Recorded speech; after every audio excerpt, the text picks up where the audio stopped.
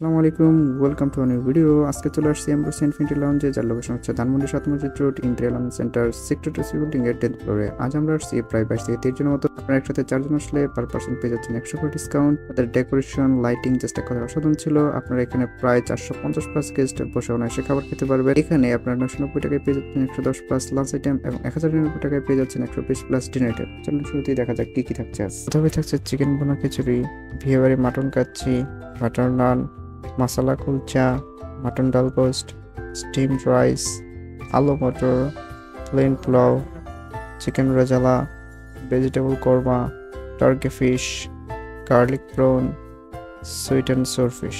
আমার কাছে চিকেন পোনা khichuri, garlic prawn, crab, chowmein, এগুলোর মধ্যে গার্লিক প্রনটা ভালো লেগেছিল আর চিকেন পোনা খিচুড়িটা এভারেজ ছিল, তবে মাংস ছিল না। এটাও পাচ্ছেন chicken ramen, chicken basil leaf, Thai seafood, Chinese vegetable, French fry, spring roll, এবং আরও বেশ কিছু খাবার ছিল, পাস্তা, নাচোস, ক্র্যাব, চাউমিন।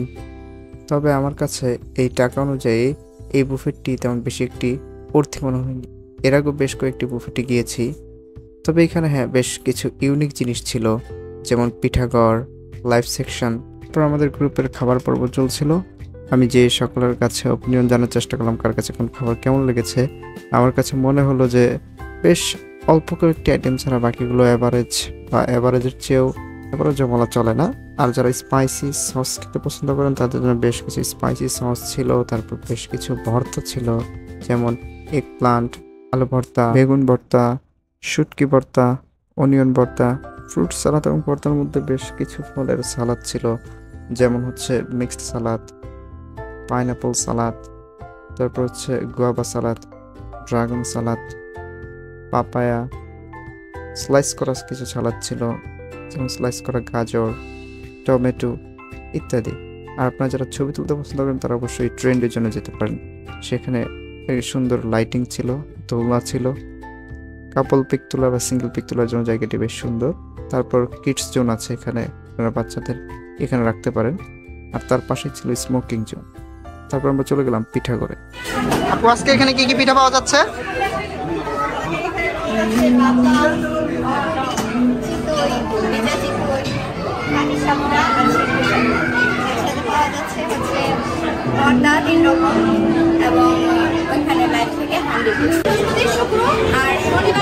বাকি যেগুলো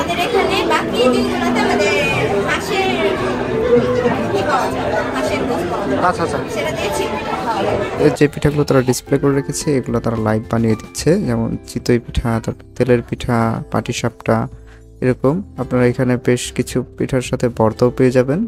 তারপর আমরা চলে গেলাম লাইভ সেকশনে। এখানে পাচ্ছেন crab, octopus, chicken wings, tandoori chicken, reshmi kebab, শুক্র শনিবারে টুনা ফিশ পাবেন, হাঁসের মাংস, হান্ডি হাঁস, হান্ডি বিফ। আগে আস্ত খাসি ছিল, সেটি মেনু চেঞ্জ হয়েছে। আর এখানে আপনার লাইভ সেকশনে ফুচকাও পাবেন। আর এখানে আমাকে একটি বিষয় খুবই আপসেট করেছে, তারা এখানে দুইজন স্টাফ সার্ভ করতেছিলেন। যিনি ফুচকা সার্ভ করতেছিলেন তার ব্যাপার খুবই বাজে ছিল। আমি যখন ফুচকা নিতে গেলাম তখন আমি বললাম যে ভাইয়া ফুচকা কি রিফিল হবে বা ফুচকা হবে? সে চুপ হয়েছিল, কিছুই বলছিল না। তারপর আমি বললাম ভাইয়া কিছু একটা তো বলবেন। তারপর সে বলে যে আমি এমন। তারপর আমি তাদের একজন স্টাফকে বললাম যে আপনাদের ম্যানেজার কোথায়? ম্যানেজারকে আমি কমপ্লেইন করলাম। আমার কাছে মনে হয়েছে ঢাকার মতো এরকম ধানমন্ডির মতো এরকম বড় একটা জায়গায় এরকম বড় একটা বাফেটে স্টাফদের বিহেভ এরকম হবে এটা কখনোই আমি আশা করি। তবে এখানে লাইভ সেকশন থেকে আমার কাছে ফুচকা আর হান্ডি হাঁস ভালো লেগেছে। তারপর আমরা ড্রিঙ্কস আইটেমের মধ্যে লাইট মকটেলস টেস্ট করতে চলে গেলাম। এখানে চার ধরনের মকটেল আছে। এটা কি? এটা ব্লু ওশান। আর এটা grapes mocktail, mint mojito mocktail, তারপর মকটেল। এগুলো কি আনলিমিটেড? এটা আনলিমিটেড। এটা কি প্রতিদিনই থাকে কিছুর সাথে নাকি না এটা শুক্র শনি থাকে না? প্রতিদিন পাওয়া যাবে না? আচ্ছা। তারপর আমরা হালকা লাল পানির ফিল নেওয়ার জন্য grapes mocktail, blue ocean mocktail, mint mocktail test করলাম আর চেয়ার্স করলাম। আমার কাছে ব্লু ওশান মকটেলস আর গ্রেপস মকটেলটা বেশি ভালো লেগেছে। তাদের আরেকটি বিষয় আমার কাছে খুবই খারাপ লেগেছে, সেটি হলো কোনো খাবার শেষ হলে সেটি সহজে তারা রিফিলই করতে চাচ্ছিল না। এখানে প্যারা নাই হচ্ছে মাত্র বাজে 9:30, 9:30 বাজে। প্যারা দিলাম বলে যে প্যারা শেষ। কোনো আইটেম নেই, কোনো আইটেম রিফিল দিবে না এখানে, কোনো কিছু রিফিল হবে না। চলে গেলাম ডেজার্ট আইটেমের দিকে। ডেজার্ট আইটেমের মধ্যে আপনারা পেয়ে যাবেন কুনাফা, mango টার্ক, Arabian বাসবোসা, bread rasmalai, jelly, এছাড়া আরও বেশ কিছু ডেজার্ট আইটেম ছিল। তবে আমার কাছে ম্যাঙ্গো টার্ক অ্যারাবিয়ান বাজবাজারটা ভালো লেগেছে। এই বুফেটের খাবারের কথা বলতে হয় তাহলে আমি বলবো কয়েকটি আইটেম বেশ ভালো ছিল, তবে বেশিরভাগ আইটেম আমার কাছে অ্যাভারেজ মনে হয়েছে, সেগুলো আরও ভালো হতে পারতো। আর যে বিষয়টা আমাকে বেশি হতাশ করেছে সেটি হলো তাদের স্টাফদের ব্যবহার আর তাদের রিফিল করার সিস্টেমটা। তবে তাদের ডেকোরেশন এক কথায় অসাধারণ ছিল। আর আপনারা এরপর কোন বুফেট নিয়ে জানতে চাচ্ছেন অবশ্যই কমেন্ট করে জানান। তাহলে এ পর্যন্তই, আল্লাহ হাফেজ, টাটা।